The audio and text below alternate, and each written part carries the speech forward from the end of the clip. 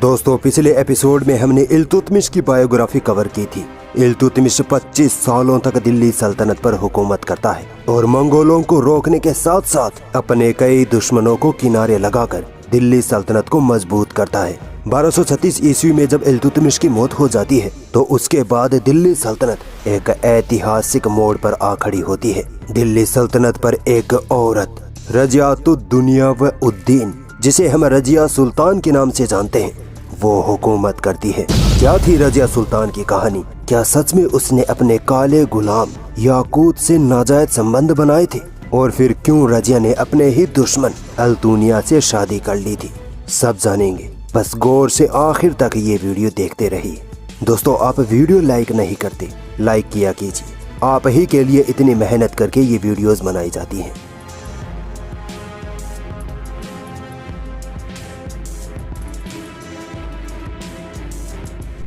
रजिया का जन्म सुल्तान इल्तुतमिश के घर 1205 ईस्वी में हुआ था। इल्तुतमिश कुतुबुद्दीन ऐबक का गुलाम था और रजिया की मां तुर्कान खातून कुतुबुद्दीन ऐबक की बेटी थी। वैसे तो इल्तुतमिश के कई बेटे थे, मगर सब के सब नालायक और अय्याश थे। सुल्तान बनना तो दूर, उनमें सूबेदार बनने तक की सलाहियतें भी नहीं थी। इसीलिए इल्तुतमिश अपने सबसे बड़े बेटे नसीरुद्दीन महमूद को अपना जानशी बनाना चाहता था, मगर 1229 ईस्वी में ही नसीरुद्दीन महमूद की मौत हो गई। अब इल्तुतमिश पल पल इस सोच में परेशान रहता कि मेरे बाद मेरी इतनी बड़ी सल्तनत को कौन संभालेगा। इल्तुतमिश ने अपनी बेटी रजिया सुल्तान को बचपन से ही घुड़सवारी, तीरंदाजी और तलवारबाजी जबरदस्त तरीके से सिखा दी थी। यहाँ तक कि रजिया अपने पिता इल्तुतमिश के साथ रह रहकर हुक्मरानी कैसे की जाती है वो भी सीख चुकी थी। रजिया भले ही एक औरत थी, मगर वो उस समय के बड़े बड़े मर्द हुक्मरानों के बराबर थी और उसकी इसी खूबी ने उसे दिल्ली सल्तनत की सुल्तान बना दिया। मगर अपने काले गुलाम से मोहब्बत की कीमत उसे अपनी जान देकर चुकानी पड़ी। 1231-32 में इल्तुतमिश ग्वालियर की बगावत खत्म करने निकल जाता है और अपने पीछे रजिया को सल्तनत संभाल जाता है। 1 साल तक रजिया सल्तनत को इतनी कुशलता और महारत से संभालती है कि लोग रजिया को अगली सुल्तान समझने लगते हैं और इल्तुतमिश भी रजिया की काबिलियत को देखकर उसे अपनी जानशी बनाने पर राजी हो जाता है। मगर दिल्ली सल्तनत के 39 तुर्क सरदारों की मंडली ने, जिसे इल्तुतमिश ने खास अपने लिए बनाया था, इल्तुतमिश के इस फैसले का विरोध किया और इल्तुतमिश से कहते हैं कि अभी तो आपके कई बेटे जिंदा हैं, आप उन्हीं में से किसी को सुल्तान बनाइए। रजिया अभी सुल्तान बनने के लायक नहीं है। इल्तुतमिश कहता है, मेरी बेटी रजिया मेरे सारे बेटों से ज्यादा सुल्तान बनने की काबिलियत रखती है। यहीं से इन तुर्क सरदारों और रजिया के बीच 36 का आंकड़ा शुरू हो जाता है। जब 1236 ईस्वी में इल्तुतमिश की मौत होती है, तब तुर्क सरदार रजिया की जगह इल्तुतमिश के एक बेटे रुकनुद्दीन फिरोज शाह को सुल्तान बना देते हैं। फिरोज शाह नालायक और अय्याश सुल्तान था। वो हुक्मरानी करने के लायक नहीं था, इसीलिए उसकी माँ शाह तुर्कान फिरोज शाह के पीछे से हुक्मरानी करती थी। इन दोनों माँ बेटे की हुक्मरानी ने जनता पर अत्याचार करने में कोई कसर नहीं छोड़ी थी और दोनों ने उन सभी सरदारों को मौत के घाट उतार दिया था जिन्होंने रजिया को सुल्तान बनाना चाहा था। यही वो वक्त था जब रजिया ने दिल्ली सल्तनत की सुल्तान बनने की कसम खाई और अकेले ही सुल्तान और तुर्क सरदारों से भिड़ गई। एक औरत होने के बावजूद रजिया को किसी भी तरह से कम नहीं आंका जा सकता। रजिया में वो सभी गुण थे जो एक मर्द सुल्तान में होते हैं, मगर कुछ बुरे और गलत काम भी रजिया के हाथों से हुए थे जिन्हें नजरअंदाज नहीं किया जा सकता। सुल्तान बनने के कुछ ही महीनों बाद सुल्तान फिरोज शाह कुहराम की एक बगावत खत्म करने निकल गया और पीछे उसकी मां शाह तुर्कान दिल्ली में रजिया को मारने की साजिश रचने लगी। रजिया इसी मौके की तलाश में थी और फिर रजिया ने अपना काम शुरू किया। जुमे की नमाज के वक्त रजिया अचानक मैदान में आकर सुल्तान फिरोज शाह और उसकी मां शाह तुर्कान की काली करतूतों की पोल खोलने लगी और अपने सुल्तान होने का दावा करने लगी। ये हालत देखकर सब हैरान हो गए। शाह तुर्कान को कुछ समझ आता उससे पहले ही रजिया का काम बन चुका था। जनता अब सुल्तान फिरोज शाह और उसकी मां के खिलाफ आवाज उठाने लगे। जनता ने शाह तुर्कान को मारने के लिए उसके महल पर हमला कर दिया। इसी बात से आप अंदाजा लगा सकते हैं कि रजिया में लोगों को अपनी तरफ माइल करने की कितनी जबरदस्त काबिलियत थी। रजिया ने सेना और कुछ सरदारों की मदद से गद्दी हासिल कर ली और इस तरह रजिया भारत के इतिहास की पहली मुस्लिम महिला सुल्तान बनी। वो तुर्क सरदार जो रजिया के खिलाफ थे, उनमें से कई रजिया के साथ मिल गए और कुछ को रजिया ने मरवा दिया। फिरोज शाह जब वापस दिल्ली लौटा तो उसे अच्छा खासा सरप्राइज मिला। रजिया ने फिरोज शाह को पकड़कर जिंदान में डाल दिया और कुछ वक्त बाद दोनों माँ बेटे को मौत की नींद सुला दिया। दोस्तों, आपको इस बात पर जरूर गौर फरमाना चाहिए कि सुल्तान बनने से पहले रजिया एक ठीक ठाक दीनी औरत थी, पर्दा भी करती थी। सुल्तान बनने के बाद भी रजिया जब दरबार में जाती तो भी पर्दा करती। उसके और उसके मर्द दरबारियों के बीच भी एक पर्दा होता जिसके परे से ही वो बातचीत किया करती थी। रजिया के साथ सिर्फ औरतें ही रहती थी, मगर ये माहौल रजिया को रास नहीं आ रहा था। उसे लग रहा था कि मेरे औरत होने की वजह से सल्तनत पर मेरी दबंगई, मेरा अच्छा इम्पैक्ट नहीं पड़ रहा है। बस फिर क्या था, रजिया ने इस्लाम की तालीमात को दरकिनार कर बेपर्दगी अपना ली। वो अपने आप को मर्दों जैसा दिखाने की कोशिश करने लगी। उसने मर्द सुल्तान जैसे कपड़े, लबादा और टोपी पहनना शुरू कर दिया। खुले मुंह वो अब दरबार में मर्दों के सामने जाने लगी। रजिया की इन करतूतों की वजह से आम जनता और सल्तनत के सरदारों में उसके खिलाफ विरोध पनपने लगा था। इसके अलावा रजिया एक सुल्तान होते हुए अपने एक काले गुलाम जलालुद्दीन याकूत से मोहब्बत कर बैठी थी। वो मोहब्बत थी या नाजायज संबंध, पता नहीं। याकूत एक हबसी काला गुलाम था जिसे रजिया ने अपना पर्सनल गुलाम बना लिया। मोहब्बत का खुमार इस कदर चढ़ा कि रजिया ने गुलाम याकूत को अमीर आखुर यानी घोड़ों के अस्तबल का अधिकारी बना दिया।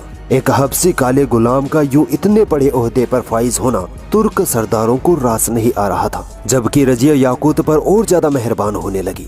रजिया ने याकूत को और बड़ा ओहदा देकर अमीरुल उमरा यानी अमीरों का अमीर बना दिया और अपना पर्सनल बॉडीगार्ड भी रख लिया। जब भी रजिया घोड़े पर बैठती तो याकूत उसे उसकी बगलों से पकड़कर घोड़े पर बैठने में मदद करता। अब रजिया और याकूत हर पल साथ रहने लगे। इतना सब होने के बाद तो रजिया और याकूत के नाजायज संबंधों पर सवाल उठना लाजमी था।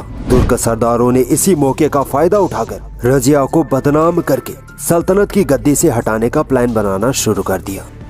इसके अलावा रजिया ने अपने और तुर्क सरदारों के बीच दुश्मनी की एक और खाई खोदकर खुद के पैरों पर कुल्हाड़ी मार ली थी।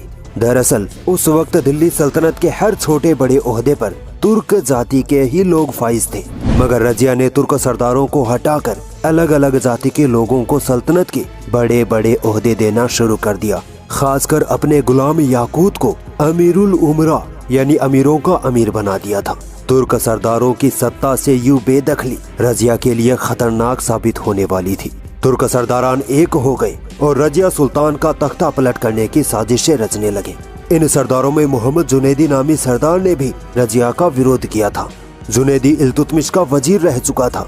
जुनैदी ने अपने साथ कुछ सरदारों को भी मिला लिया, जिनमें बदायूं का सूबेदार मोहम्मद सालारी, मुल्तान का सूबेदार कबीर खान अयाज, हांसी का सूबेदार सैफुद्दीन कुची और लाहौर का सूबेदार अलाउद्दीन जानी थी। इन सब ने मिलकर रजिया को मारने की प्लानिंग बनाई।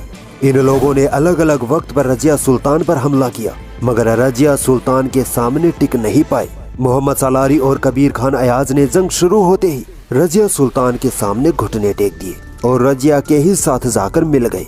अब ये दोनों रजिया के साथ मिलकर बाकी सरदारों को मारने की प्लानिंग बनाने लगे। सैफुद्दीन कुची और अलाउद्दीन जानी को पकड़कर रजिया ने कत्ल करवा दिया, जबकि मोहम्मद जुनैदी जान बचाकर सिरमौर की पहाड़ियों में भाग गया था और वहीं उसकी मौत हुई।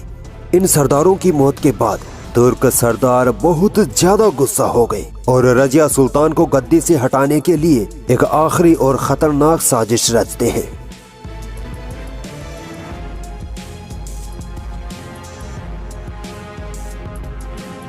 तुर्क सरदार भटिंडा के गवर्नर अल्तुनिया को बगावत करने पर आमादा कर लेते हैं। अल्तुनिया 1240 ईस्वी में रजिया के खिलाफ बगावत छेड़कर जंग का ऐलान कर देता है। रजिया सुल्तान को इस बात की जरा भी खबर नहीं होती है कि ये एक साजिश है और वो इस साजिश का शिकार होने वाली है। रजिया सुल्तान अल्तुनिया से जंग करने निकल पड़ती है। इस जंग में उसका प्रेमी गुलाम याकूत भी उसके साथ होता है। जंग में याकूत मारा जाता है। रजिया याकूत की मौत बर्दाश्त नहीं कर पाती और अपने होशो हवास खो बैठती है। रजिया जंग करने की हालत में नहीं रहती और इसी का फायदा उठाकर अल्तुनिया रजिया को पकड़कर अपने महल ले आता है और जिंदान में डाल देता है। जब ये खबर दिल्ली पहुंचती है कि रजिया को अल्तुनिया ने गिरफ्तार कर लिया है, तो दिल्ली सल्तनत के तुर्क सरदार इल्तुतमिश के बेटे बहराम शाह को सुल्तान बना देते हैं। तुर्क सरदारों की साजिश कामयाब होती है। दिल्ली के तुर्क सरदारों ने अल्तुनिया से कहा था कि अगर तुम रजिया को गद्दी से हटाने में हमारी मदद करो तो हम तुम्हें भी दिल्ली सल्तनत में से हिस्सा देंगे। मगर बाद में तुर्क सरदारों ने ऐसा नहीं किया और आपस में ही दिल्ली सल्तनत के बड़े बड़े ओहदे बांट लिए। राजनीति में ऐसा ही होता है। इधर से जब ये खबर रजिया सुल्तान तक पहुंची कि तुर्क सरदारों ने बहराम शाह को सुल्तान बना लिया है, तो रजिया और अल्तुनिया एक हो गए। रजिया ने अपनी खूबसूरती से अल्तुनिया को माइल किया या फिर दोनों ने सत्ता के लालच में एक दूसरे से शादी की, क्या हुआ पुख्ता अंदाजा नहीं है। मगर दोनों दुश्मनों ने शादी कर ली और सुल्तान बहराम शाह के खिलाफ जंग का ऐलान कर दिया। अल्तुनिया और रजिया की सेना में खोखर, जाट और राजपूत शामिल थे। सितंबर-अक्टूबर 1240 में जंग होती है और बहराम शाह अल्तुनिया और रजिया को हरा देता है। दोनों जान बचाकर जंग से भाग जाते हैं। इतिहासकार बताते हैं कि बीच जंगल में हिंदू डाकुओं के एक गिरोह द्वारा दोनों की हत्या कर दी जाती है। इसके अलावा रजिया सुल्तान की मौत पर एक और कहानी मशहूर है। वो ये कि जंग से भागकर रजिया सुल्तान जंगल में थक हार कर एक पेड़ के सहारे सो जाती है। एक गडरिया जब वहाँ से गुजरता है तो रजिया सुल्तान को देखकर उसके पास आ जाता है। चूँकि रजिया मर्दों का लिबास पहना करती थी, इसीलिए पहले तो उस गडरिये को लगा कि ये कोई मर्द है, मगर अचानक रजिया के कीमती जेवरात उस गडरिये को नजर आ जाते हैं और इन जेवरातों के लालच में वो गडरिया रजिया सुल्तान की हत्या करके वहीं दफना देता है। मगर जब वो गडरिया उन जेवरातों को बेचने बाजार जाता है तो जोहरी को उन जेवरातों में से एक बेशकीमती हीरे की अंगूठी मिलती है। वो जोहरी समझ जाता है कि ये चोरी का सामान है और फिर वो सिपाहियों को खबर कर देता है। सिपाही उस गडरिये को पकड़कर उसी जगह ले आते हैं जहां उसने रजिया सुल्तान को दफनाया था और इस तरह रजिया सुल्तान एक गुमनामी की मौत मरते मरते बचती है। रजिया सुल्तान की कब्र आज भी पुरानी दिल्ली में तुर्कमान गेट के पास मोहल्ला बुलबुली खाने की तंग गलियों में जर्जर हालत में मौजूद है। दोस्तों, रजिया सुल्तान ने अच्छे और बुरे दोनों काम किए। सत्ता के लिए उसने जो गलत कदम उठाए उन्हें सही नहीं ठहराया जा सकता, मगर हाँ, इसमें कोई दो राय नहीं कि रजिया बहादुर और अक्लमंद सुल्तान बनकर उभरी थी। रजिया को इल्म से मोहब्बत थी। उसने कई स्कूल, मदरसे, मस्जिद, हॉस्पिटल वगैरह बनवाए और दिल्ली को खूबसूरत बनाने में उसने कोई कसर नहीं छोड़ी।